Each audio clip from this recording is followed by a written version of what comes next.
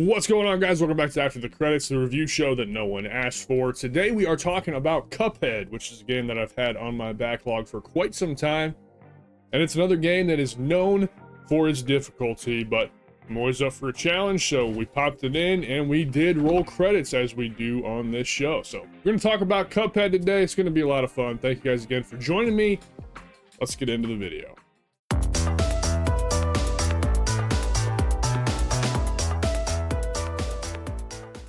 So in Cuphead, you take control of Cuphead, and at the very beginning of the game, Cuphead and his brother Mugman go to the Devil's Casino, and they go on a very large winning streak on the craps table. However, then the Devil shows up himself and increases the stakes even further and says if you win one more roll, you can take the riches from the entire casino, but if you lose the roll, you're going to sell your soul to the Devil himself. And unfortunately, you lose that roll, so you sell your soul to the Devil. So now that leaves Cuphead in a very peculiar predicament where he sold his soul to the Devil and he knows he's in for a lifetime of misery. However, the Devil does make an offer to be able to break the ties that bind between the two. Simply all that needs to be done is Cuphead needs to go and eliminate all of the Devil's debtors that are essentially on the run, and that's what you're going to be doing throughout the majority of the game, is going from location to location, fighting a ton of boss fights. This game ends up being a pretty much a boss gauntlet, which isn't a bad thing, quite enjoyable to be honest, but that's pretty much the basic game structure that you're going to be going through. Now, this game is not all boss fights though. There are a few run and gun levels scattered throughout the map as well. And in these run and gun levels, they're structured very similar to like a Contra or a Mega Man, for example, where you kind of have to go from the start of the level to the end of the level. And while you're progressing through the level, you need to gather these gold coins. There's 5 gold coins in each run and gun level. By acquiring these gold coins, you can take those to a shop in the overworld map and purchase upgrades such as new weapons or new passive abilities.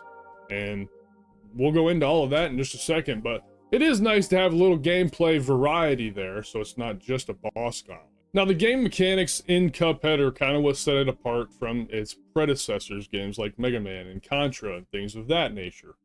This game is a very unique system where if you attack an enemy, you build up a special meter, which you can see on the bottom left-hand corner of the screen. You can see the amount of health that I have, followed by a list of cards at the bottom. So, to build up these cards, you need to successfully attack the enemy or perform a parry move, which is very unique to Cuphead. So while you're playing through the game, you will see pink projectiles that will kind of be shot at you every so often. And what you need to do is you need to jump into the projectile and then hit X again. So kind of like a double jump. But in this instance, Cuphead will flip, and if he flips into a pink projectile, he will parry it. Now, parrying becomes very, very important because if you do successfully parry a pink projectile, it will grant you a full card, which is significant. It takes quite a bit of time just to do basic attacks to work up that meter, but perfect parries will expedite that process infinitely. But to break down the card system a little bit more, each card represents the ability to use your weapon's special ability. So there is 6 different weapons in the game, so 6 different special abilities. So right at the beginning, your initial blaster, your special is basically a big Kamehameha that does a lot more damage than just a regular shot. And we'll go into some of the other specials when we get to the weapons section of the game. But that takes care of one card. However, if you save up your cards and get 5 cards, you can then do a super move, which is the very first one you get is a horizontal laser beam that takes up about 75% of the screen and just dominates and decimates everything in its path, which is a lot of fun. So you're constantly going to be balancing that meter as you play through the game. Now, the weapon variety in this game is actually a lot of fun. I'm not going to go through and spoil all of them because again, these videos are made to basically give you guys enough information that if you want to dive into the game or if you're hesitant, hopefully I can either persuade you for or against. But for example, the first weapon that I purchased, besides the basic weapon, was a weapon called the Tracker, and this shoots out green projectiles that actually track and hit the enemies on the screen, which is really, really fun because this game is very, very difficult, and when you switch to the Tracker weapon, you can take up a more defensive play style, essentially, so you are able to focus more on landing your platforming, executing your parries, and things of that nature to keep yourself alive, and you still know you're going to be doing some damage to the boss. The negative to Tracker is that it does less damage than your standard ability, so it takes longer to kill enemies, but you're able to be safer while doing it. And like I mentioned before, there are 6 different weapons in the game. We're not going to go through all of them, but all of those have their own different special ability, so it's very fun to kind of mix and match that as you play through the game. There are also 6 passives that you can purchase from the shop as well. The first one that I got was a simple one, an extra heart with no negative consequences, so it takes you from 3 hit points to 4 hit points, and to be honest, I used that one throughout the entirety of the game for the most part. The only other passive ability that I used a little bit was the smoke dash, which essentially turns Cuphead invisible when he dashes, which is useful in certain circumstances, but for the most part, I just felt it was more beneficial to have that extra hit point as opposed to the invisibility with the dash. But again, 6 different passive abilities. You can have one equipped at a time, and they're going to influence your play style depending on which one that you go with, which is great for gameplay variety. Okay, so now that the structure is kind of out of the way, we can talk about the really obvious thing with the game, which is the visuals. This game is got an absolutely fantastic, flawless, timeless art style. It was inspired by cartoons of the 1930s. And as a guy that likes to go back and revisit old games very frequently, a game with a very beautiful art style that's going to be timeless is a massive positive for me. And without question, you're going to be able to play Cuphead 50 years in the future, 100 years in the future. I'll be dead, but my great nephews and nieces will be able to play it, and it'll still look really, really cool. So that is a massive positive in my opinion. And then to tie in with the visuals is the sound design, which again is also fantastic. The music has got a very old-timey feel, which fits the vibe and aesthetic of the game perfectly. And then obviously all the other sound effects in the game, your blaster sound effects, super sound effects, the sound effects the bosses make throughout the game are all perfectly executed, masterfully done, and they all fit in place. Like I mentioned, there's never a situation that I felt weird about with the sound design. It's very, very good and very fitting for the game.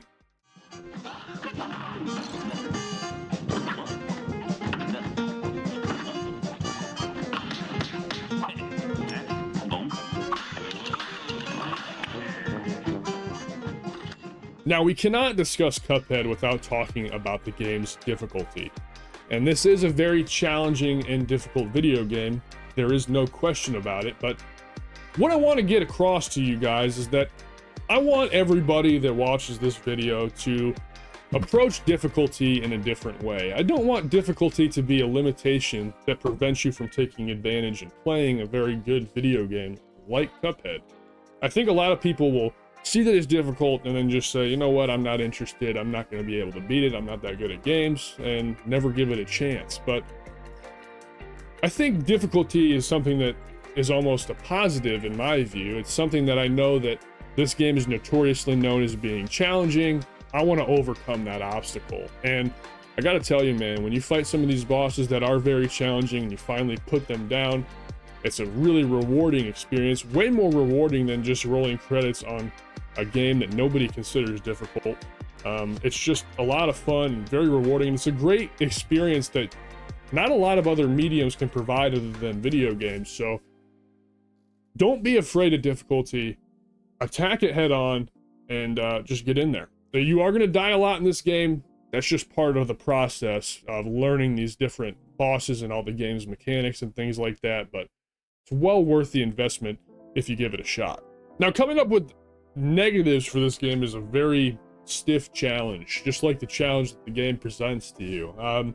There's really nothing in the game that I would consider as a negative, but I don't want this to be a full positive review, so I did come up with something that we'll discuss, and it's probably not even a negative. I'll probably talk myself out of it as we progress through this discussion. But the only thing I had a little bit of an issue with is I feel like the character sprite work is a little bit large for the arenas that you fight in. So again, to compare this to the games that I compared it to earlier, if you look at Contra or Mega Man, your sprite is typically very small in the grand scheme of what you can see on your map. So you have a lot of area to work with, which allows you to be more skill expressive in the way that you approach the different areas.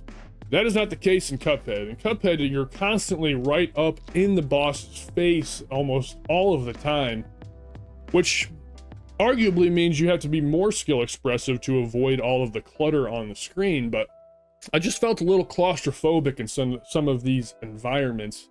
But again, the game was designed with that in mind. It was designed this way, so it works without an issue. I guess I just would have liked a little bit larger boss arenas so I could feel a little bit more comfortable as I play through the game. But, you know, even with the narrow environments, you know, you really have to capitalize on your skill with the game's mechanics to beat a lot of these bosses. So it works out as a positive, but also a little bit of a negative, if that makes sense.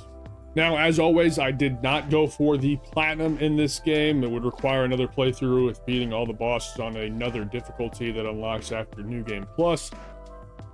I may go back to it in the future and do that, but I did not do that for this review. I wanted to kind of get this one out so I could get on to another game. But yeah, I'll keep this in the back of my mind to potentially go for this platinum in the future. But another thing I do want to mention is you're going to see a very increased spike in difficulty for the last two bosses in the game. King Dice is the second to last boss fight, which is an absolute gauntlet fight. My clear time for that boss was about 6 minutes, and you have to basically fight a minimum of 3 or 4 mini bosses before you actually take on King Dice himself. And this is all on one health pool, which is wild. So very challenging. That boss fight definitely took me a few hours, and then after you complete the King Dice boss fight, you move over to the devil himself, which is also the roundabout attack, a very difficult boss fight. I think you're probably in and of itself. You have to kind of you have to have really precise platforming against the devil. I think you're absolutely and that probably again right. took me multiple hours to beat. So very steep skill climb there at the end of the game, but very rewarding nonetheless. All right, guys, so with all that being said, that's about all I have to say for Cuphead. I would give Cuphead a high A tier rating. I don't think it quite crosses into the S tier, just due to the fact that the game is difficult, which would make it a little bit hard for me to recommend it to every single game player in the history of the world. I think if you're up for a challenge and that does not scare you, and you approach the game with the mindset we talked about earlier of being aggressive and taking it on and overcoming the challenge, I think you're going to find a fantastic and fun experience here. So high A, I think that's a good place for it, but we'll see if that changes by the end of the year when we do our final tier list. All right, guys, thank you so much for watching again. I appreciate all the love and support for the After the Credits series. These videos are so much fun to make, and I'm glad that you guys continue to come back and watch through them. So if you did like it, consider leaving a thumbs up down below to help get the video out to more people, and subscribe to the channel not to miss another episode. And of course, leave comments down below on your thoughts of Cuphead, maybe what is holding you back or what you thought of the game as you played through it. And of course, leave me game recommendations down below as well. I never know what I'm going to play next. Always kind of lost in the sea when I get done with the game, but I will take recommendations into account. So leave those down below as well. But other than that, thank you guys so much again. Appreciate you all. Have a great rest of your day. We'll talk to you guys real soon. See you guys.